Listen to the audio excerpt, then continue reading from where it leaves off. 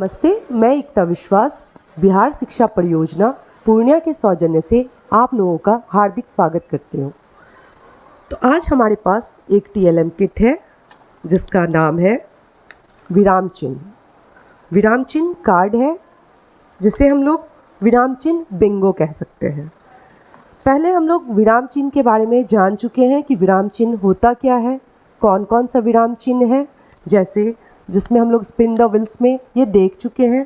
पूर्ण विराम, अल्प विराम, अवतरण चिन्ह, विस्मय सूचक चिन्ह, कोष्टक चिन्ह, अर्ध विराम, प्रश्नवाचक चिन्ह। तो ये चिन्ह से तो हम लोग भली भांति अवगत हो गए हैं। अब आइए इसको हम लोग वाक्य में कैसे प्रयोग करेंगे इसको सीखते हैं। तो इसी को सीखने के लिए ये सहायता हमें मिलेगा इस विराम चिन्ह कार्ड से। तो ये विराम चिन्ह कार्ड में हमें अलग अलग बातें लिखी हुई मिलेंगी और हमें बताना है कि यहाँ पे कौन सा विराम चिन्ह का प्रयोग किया जाएगा। तो सबसे पहले हम लोग देखते हैं, जैसे आप यहाँ देख सकते हैं, संजय ने सोचा अच्छा हुआ जो मैं नहीं गया। चूँकि ये वाक्य पूर्ण हो चुका है इसलिए यहाँ पे पूर्ण विराम लगा। आगे, नेहा और रानी कल पार्क गए थे, तो यहाँ क्या लगेगा? इसमें नहीं दिया हुआ, ये आपको बताना है कि यहाँ कौन सा विराम चिन्ह लगेगा। तो यहाँ भी पूर्ण विराम लगेगा। ऐसे ही हम लोग अगर दूसरे कार्ड में जाएंगे, हमारे पास है जल ही जीवन है। जल जो हम लोग रोज़ पीते हैं, जिसके बिना हम लोग नहीं रह सकते हैं, तो जल हमारा जीवन है। तो इसके बाद चूँकि ये पूरा वाक्य पूर्ण हो चुका है तो जल ही जीवन है, इसके बाद पूर्ण विराम का उपयोग करेंगे हम लोग। पूर्ण विराम का ये चिन्ह है पूर्ण विराम। फिर इसके आगे है तुम्हारी स्कूल और घर के बीच कितनी दूरी है।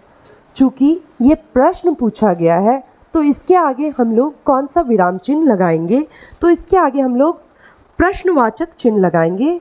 कोई भी प्रश्न जब ख़त्म हो या कोई भी अगर कोई बात पूछ रहा हो तो उसके आगे प्रश्नवाचक चिन्ह लगाना होता है। फिर है बाज़ार से आते समय फल, सब्जियां, साबुन आदि लेते आना। तो इस वाक्य में एक साथ कई चीज़ों का जिक्र हुआ है, तो इसमें भी हमें कोई ना कोई विराम चिन्ह को लगाना होगा। तो कौन सा विराम चिन्ह होगा? सोचिए आप लोग इसमें से, क्या अर्ध विराम हो सकता है?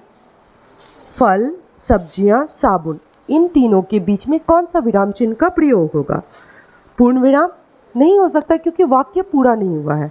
तो इसके बीच हम लोग अल्प विराम लगाएंगे, जैसे बाजार से आते समय फल, अल्प विराम, सब्जियां, अल्प विराम, साबुन आदि लेते आना। अब आगे हम लोग अगले कार्ड में हमारा है रोको मत जाने दो। तो ये बहुत अच्छा लाइन है, रोको मत जाने दो। इससे कई अर्थ स्पष्ट होकर निकलेंगे। कैसे, मैं बताती हूँ। रोको मत जाने दो, तो अगर मैं इसे वाक्य में पढ़ रही हूँ रोको मत जाने दो, तो इससे कुछ स्पष्ट शब्द नहीं आ रहा है। लेकिन अगर मैं रोको के बाद अल्प विराम डाल दूँ तो क्या वाक्य बनेगा? रोको मत जाने दो, मतलब इसका अर्थ दूसरा ही निकल के आएगा कि रोको, जाने मत दो। उसी में अगर हम लोग इससे थोड़ा और खेल करेंगे विराम के साथ, रोको मत जाने दो, तो रोको मत के बाद अगर अल्प विराम डालेंगे तो हमारा वाक्य बनेगा रोको मत जाने दो, मतलब रोको मत जाने दो, उन्हें जाने देना है। तो इससे आप लोग को समझ में आ रहा है कि विराम चिन्ह किसी भी वाक्य के लिए कितनी आवश्यक है। इससे वाक्य कितना स्पष्ट होता है, उसके भाव का कैसे पता चलता है। ठहरो, तुम ऐसा नहीं कर सकते हो। तो अगर हम ये बोलेंगे ठहरो तुम ऐसा नहीं कर सकते हो, तो सिंपल से वाक्य में इसे उसका भाव स्पष्ट नहीं आएगा। लेकिन अगर ठहरो के बाद हम विस्मय सूचक चिन्ह डालेंगे, ठहरो ऐसा, तुम ऐसा नहीं कर सकते हो, तब उससे समझ में आएगा कि उसका भाव कैसा है। कविता ने यह कार्य क्यों किया? तो कविता ने यह कार्य क्यों किया, तो यहाँ क्यों आ रहा है? तो जैसे ही कोई प्रश्न वाला बात आता है तो वहाँ हम लोग कौन सा चिन्ह यूज़ करेंगे? तो वो हम लोग प्रश्नवाचक चिन्ह लगाएंगे यहाँ पे। आगे देखिए, छी छी इतनी बदबू आ रही है, तो छी छी ये हमारा भाव है, हमें मतलब अच्छा फील नहीं हो रहा है, अच्छा महसूस नहीं हो रहा। तो जब हम लोग भाव वाला कुछ भी प्रयोग करेंगे तो हम लोग विस्मय सूचक चिन्ह लगाएंगे। जैसे छी छी, तो विस्मय सूचक चिन्ह कौन सा है?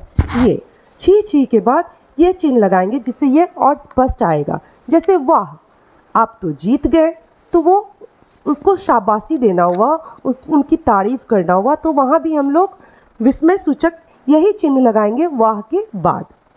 तो इस तरह हम लोग इस कार्ड के थ्रू अलग अलग विराम चिन्ह को कहाँ कैसे उपयोग करना है बच्चों को बता सकते हैं और बच्चों को सिखा सकते हैं, और बच्चे भी बहुत आसानी से और उत्सुकतावश आनंद तरीके से जिज्ञासापूर्ण होकर इसको सीखेंगे। धन्यवाद।